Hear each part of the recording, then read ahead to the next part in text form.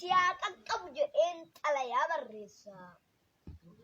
Akkam jirta haceen mondeessaa.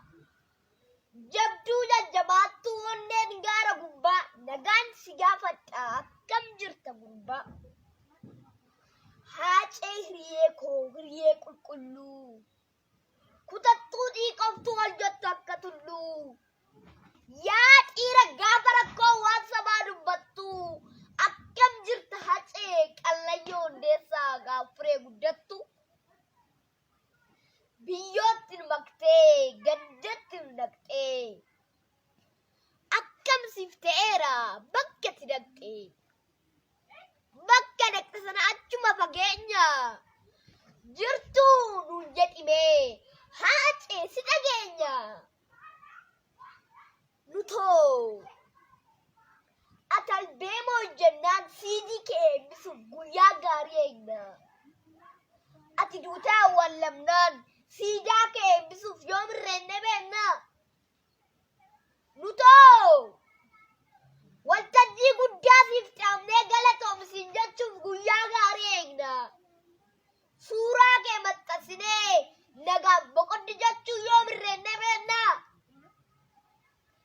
Mee maaltu maal ta'e takka dhuma ol jettee nutti hin dubbattu. Qallayyoo hundeessaa gaafuree guddattu. Warra gara jabinaan uummataati jaallatturraa jiidhatti si mure. Gaafa eenyufaa argite eenyufaatu ture. Afaan kee dubbatu. Wajjin teessee asooftee wajjin nyaattee dhugdee kan beektu keessati. Moo kanatti hin beekne fuula keessummaa moo fuula bineensati. Dhoksaatti si dhaqattee dhoksaatti si dhootee. Eenyuuf hacee warra akkas goote. Aarsaa godhamuun kee silaa qe'ee kan qabu. Maal balleessitee immoo siin jedha waan sitti man qabu. Kanatti hojjette kanatti dubbatte kan biyyi dhagee. Dubbii kee isa kamtu murtoo kanaan gahe. Kan durii kanammaa kan gamaaf gamanaa. Dubbii dhumdhaadhaa'ee aarsaa saasise kamiree namana. Mee nutti mi hacee qixxee kuma. Maaltu raree jechu kee inni gaaf galgalaa inni gaafa dhuma. Qarqara du'aarraa gaaf nagaa caamte. Maal dubbatte yaanyu koo jette mee eenyu maqaa waamte. Guddattuu ku jettee laata kandeessi guddiste guddattuu haadha qalbii. Moofaantu ammattee haadha ijoollee keetii haadha milkii wabii. Yemmuu afurri kee yaatee dhumuu geesse.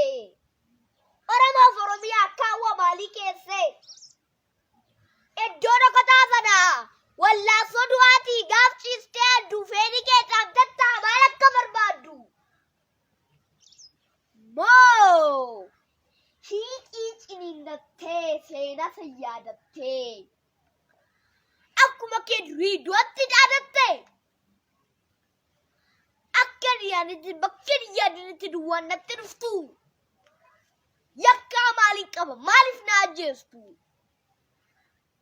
Buddeena qabrummaan baachuu dide malee buddeena ganummaan nyaachuu dide malee. Gowwoomsaan fakkeessaan kulkulfatte malee. Dhibee Oromoo koodifaan dhukkubsatte malee. Uummataaf saba koo ta'u malee hiiroo. Maala jaggee akka dhiiroo. Hojjettees jiraadhe sanoon baane carraa.